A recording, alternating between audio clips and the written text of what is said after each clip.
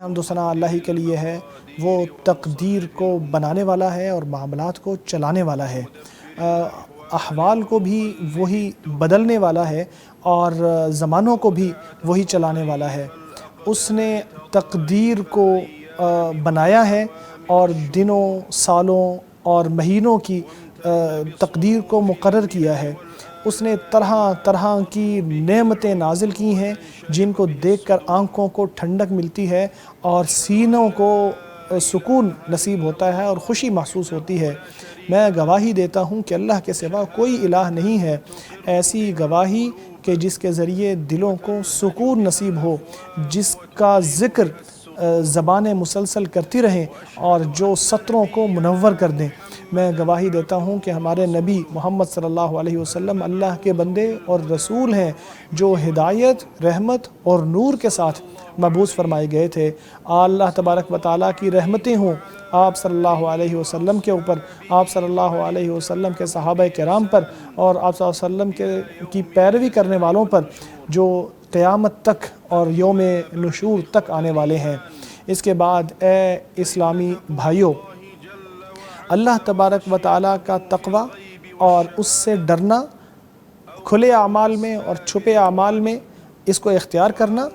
اس کو خوش کرنے کا بہترین ذریعہ ہے اور اس کی نعمتوں کو پانے کا شاندار راستہ ہے۔ یہ وہ تجارت ہے جس میں کبھی کسی قسم کا نقصان نہیں ہوتا، یہ وہ سامان ہے جو کبھی ختم نہیں ہوتا، یہ وہ خوشی ہے جس کی کوئی انتہا نہیں ہے، زندگی کی خوشی ہے جس کے بعد ہمیشہ کی خوشی اور مسرت اور سرور انسان کو نصیب ہونے والا ہے۔ اے لوگو جو ایمان لائے ہو، اگر تم اللہ سے ڈرو گے اور پرہیزگاری اختیار کرو گے تو آپ کو حق اور باطل میں تمیز کرنے کی صلاحیت عطا فرما دے گا، آپ کو بخش دے گا، اور اللہ تعالیٰ بہت فضل عطا فرمانے والا اور رحم فرمانے والا ہے۔ اے مومن مردوں اور مومنہ عورتوں، دنیا کے دنوں کی تیزی سے گزر جانے کا جو نظر آ رہا ہے ہمیں، اس میں بہت زیادہ عبرت ہے اور نصیحت ہے اہل ایمان کے لیے۔ مومن یہاں رک کر اپنا محاسبہ کرنے کے لیے گزشتہ دنوں کے اوپر نظر دوڑاتا ہے، وہ قیاس کرتا ہے کہ پہلے اس نے کیا کیا ہے اور آئندہ اس نے کیا کرنا ہے۔ اسے معلوم ہوتا ہے کہ جو کل ہے وہ بھی گزشتہ کل بن جائے گا، جو آنے والا وقت ہے وہ بھی ایک وقت آئے گا کہ وہ پرانا ہو جائے گا۔ ہمارا آج ہمارے گزشتہ دنوں سے کتنا ملتا جلتا ہوتا ہے۔ یہ احداث جو دنیا کے ہو رہے ہیں اور جو ایک دوسرے سے ملتے جلتے ہیں، ایسے لگتا ہے کہ دنیا ایسے ہی چلتی چلتی گزر جائے گی۔ یہ اللہ تبارک و تعالیٰ کا طریقہ ہے، یہ اللہ تبارک و تعالیٰ کا طریقہ ہے جس کا فیصلہ اس نے کیا ہے اپنی کائنات میں اور اپنی مخلوقات کے حوالے سے۔ کسی شخص کا حال کبھی ایک جیسا نہیں رہتا، یہ دنیا انسان کو کبھی بلند کرتی ہے، کبھی نیچے کرتی ہے، یہاں تک کہ زندگی کا مرحلہ یا زندگی کا سفر وہاں جا کے ختم ہوتا ہے جہاں انسان اللہ تبارک و تعالیٰ سے ملاقات کرتا ہے۔ اللہ کا فرمان ہے ان سب نے ہماری طرف ہی پلٹنا ہے۔ اسی طرح اللہ ذوالجلال نے فرمایا تیرے رب کی طرف ہی، ذوالجلال کی طرف ہی رجوع کرنا ہے سب نے۔ جب ہم اس موقع پر ہجری سال کو خیر باد کہہ رہے ہیں اور آنے والے ایک سال کو خوش آمدید کہہ رہے ہیں، بڑی امیدیں لے کر ہم اس کو شروع کر رہے ہیں، ہماری اس سے بہت ساری امیدیں وابستہ ہیں۔ گزشتہ جو دن گزر گئے ہیں، جو ہمارے گزشتہ سال کے دن تھے، ان کے اندر جتنے اعمال ہم نے کیے ہیں، چاہے وہ اچھی نیتیں ہوں، اچھے اعمال ہوں، اچھی باتیں ہوں، ان سب کو ہم خیر باد کہہ رہے ہیں۔ ہم نے اس سال کے آخر میں خیر کے ایک عظیم وقت کو خیر باد کہا ہے، جس میں اللہ تعالیٰ نے مسلمانوں کے اوپر رحم فرمایا اور نعمت عطا فرمائی کہ اسلام کا ایک عظیم شعیرہ انہوں نے ادا کیا ہے، اور پھر ہم نے استقبال کیا محرم کے اس خصوصی مہینے کا کہ جس کے بعد اور بھی مختلف مواسم آنے والے ہیں۔ اللہ تبارک و تعالی مختلف مواقع دیتا ہے نیکیوں کے، جو یکے بعد دیگرے آتے چلے جاتے ہیں۔ دیکھیے یہ محرم کا مہینہ ہے جس کے بارے میں نبی اکرم صلی اللہ علیہ وسلم نے فرمایا کہ رمضان المبارک کے روزوں کے بعد سب سے افضل روزے اللہ کے مہینے کے ہیں جس کو تم محرم کہتے ہو۔ فرض نماز کے بعد سب سے افضل نماز رات کی نماز ہے۔ اس حدیث سے معلوم ہوتا ہے کہ محرم کے مہینے کے روزے رکھنا نفل روزوں میں سب سے افضل ہیں، جو کہ رمضان المبارک کے فرض روزوں کے بعد آتے ہیں۔ اسی طرح جس طرح فرض نماز کے بعد سب سے اچھا اور سب سے افضل نماز رات کی نماز ہی ہوتی ہے۔ اللہ تبارک و تعالیٰ نیکیوں کی ہمیں توفیق عطا فرمائے اور مجھ سے اور آپ سے نیکیاں قبول بھی فرمائے۔ میں اسی پر اکتفا کرتا ہوں، اپنے لیے، آپ کے لیے اور تمام مسلمانوں کے لیے اللہ سے معافی مانگتا ہوں۔ ہم سب نے اسی کی طرف پلٹنا ہے، میں اسی کے اوپر بھروسہ کرتا ہوں، وہی بھروسہ کرنے کے قابل اور وہی خوب مدد کرنے والا ہے۔ حمد و ثنا اللہ ہی کے لیے ہے، حمد و ثنا اللہ ہی کے لیے ہے، وہی حمد و ثنا کے قابل ہے اور اس کے لائق ہے، وہ خوب عطا کرنے والا ہے اور وہی پردہ رکھنے والا ہے۔ میں اس کی ایسی حمد و ثنا بیان کرتا ہوں کہ جو بہت بلند ہو اور جس کی آواز پوری کائنات میں گونجنے لگے۔ میں درود و سلام بھیجتا ہوں اپنے نبی محمد صلی اللہ علیہ وسلم پر، آپ صلی اللہ علیہ وسلم کے صحابہ کرام پر، جو آپ صلی اللہ علیہ وسلم کی خوب مدد کرنے والے تھے۔ اللہ کو یاد رکھو، اللہ تبارک و تعالیٰ نے یہاں آنے کی اور اس بابرکت شہر میں، اس بابرکت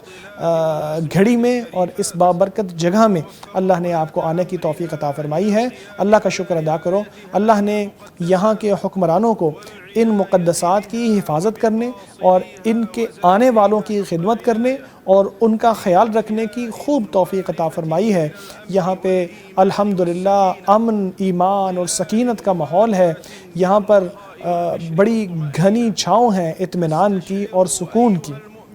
تو اے مومن مردوں اور مومنہ عورتوں، اے یہاں آنے والوں اور زیارت کرنے والوں، یاد رکھو کہ یہ اللہ کی بہت بڑی نعمتیں ہیں جن سے اللہ نے آپ کو نوازا ہے۔ اللہ کا شکر ادا کرو، کثرت سے اس کا شکر ادا کرو، اپنی زبان کو شکر سے مسلسل جاری رکھو، احساس پیدا کرو اپنے اندر کہ یہ بڑی مقدس جگہیں ہیں، یہاں جو چیزیں بنائی گئی ہیں وہ بڑی محنت سے بنائی گئی ہیں۔ یہاں پہ نبی اکرم صلی اللہ علیہ وسلم کی سنت کے اوپر قائم رہو اور یہاں کے حکمرانوں کے لیے دعا کرو کہ اللہ ان کو خیر کی توفیق عطا فرمائے اور دنیا و آخرت میں ان کو ثواب عطا فرمائے۔ وہ کون ہے جس کو یہاں پہ عدل نظر نہیں آتا، جس کو یہاں پہ سکون نظر نہیں آتا، حتیٰ کہ دشمن بھی اس بات کا اعتراف کرتے ہیں، اور حق وہی ہوتا ہے جس کی گواہی دشمن بھی دیں۔ تاریخ بھی اس چیز کی گواہ ہے اور وہ بھری پڑی ہے ان چیزوں کو لے کر کہ جن کو کوئی شمار نہیں کر سکتا، کہ اللہ نے یہاں نعمتیں نازل کی ہیں اور یہاں جو مہمانوں کی، اللہ کے مہمانوں کی جو مدد ہے، ان کی خدمت ہے، وہ کرنے والے لوگ موجود ہیں۔ اللہ تبارک و تعالیٰ خادم حرمین کو اور ان کے تمام مددگاروں کی ان کاوشوں کو قبول فرمائے اور ان کو جزائے خیر عطا فرمائے۔ اے اللہ ان کی حفاظت فرما، ان کی حفاظت فرما اور ان کی نگہبانی فرما۔ اے اللہ اس شہر کے امیر کو، گورنر کو توفیق عطا فرما، اس کو جزائے خیر عطا فرما، ان کو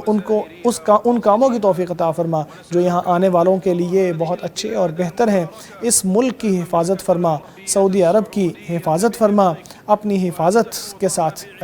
اس کی نگہبانی فرما، اور اے اللہ تمام چال بازوں سے اس کو بچا اور اس کے بدخواہوں سے اس کی حفاظت فرما۔ اے اللہ حجاج کرام کی حفاظت فرما، ان کو اپنے گھروں تک قبولیت کے ساتھ اور ان کو نعمتوں کے ساتھ اپنے گھروں تک واپس لوٹا دے۔ اے اللہ مسلمانوں کے نیک اعمال قبول فرما، چاہے وہ دنیا میں جہاں بھی ہوں۔ اے اللہ ان کے تمام کاموں کو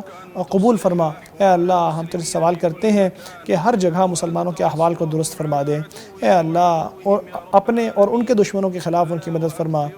یاد رکھو آپ کو کثرت سے نبی اکرم صلی اللہ علیہ وسلم پر درود و سلام بھیجنا چاہیے، بالخصوص جمعے کے دن، بقیہ دنوں میں بھی نبی اکرم صلی اللہ علیہ وسلم پر، جو کہ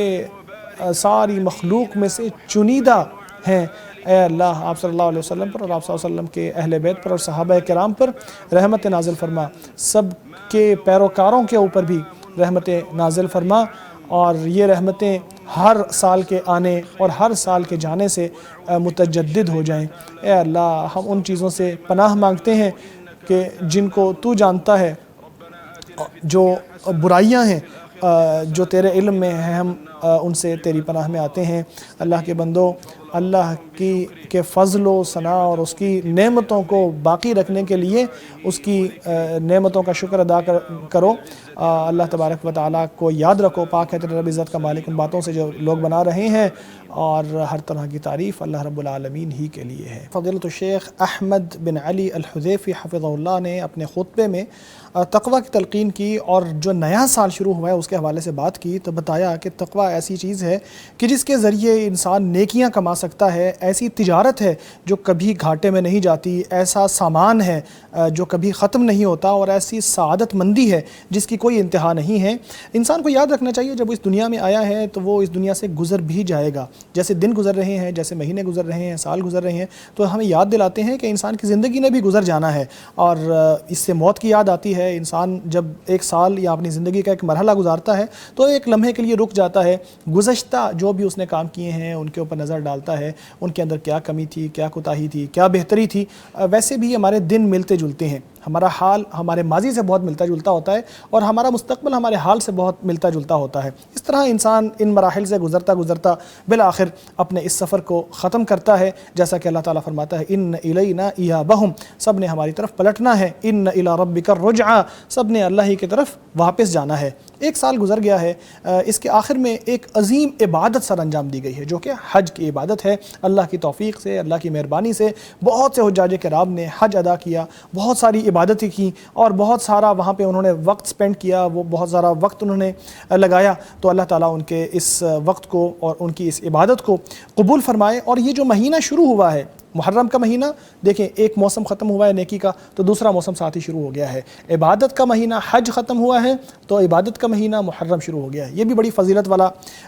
مہینہ ہے کہ جس کے بارے میں نبی اکرم صلی اللہ علیہ وسلم نے خصوصی طور پر اہتمام کیا کہ اس میں روزے رکھے جائیں۔ آپ صلی اللہ علیہ وسلم نے فرمایا ہے افضل الصیام بعد رمضان شہر اللہ الذی تدعونہ المحرم، رمضان کے بعد سب سے افضل روزے محرم کے ہیں جو کہ اللہ کا مہینہ ہے جسے تم محرم کہتے ہو۔ بالکل ویسے جیسے نماز میں فرض نماز کے بعد سب سے افضل نماز رات کی نماز ہے، تو اس سے معلوم ہوتا ہے کہ اس مہینے میں روزے رکھنا بہت زیادہ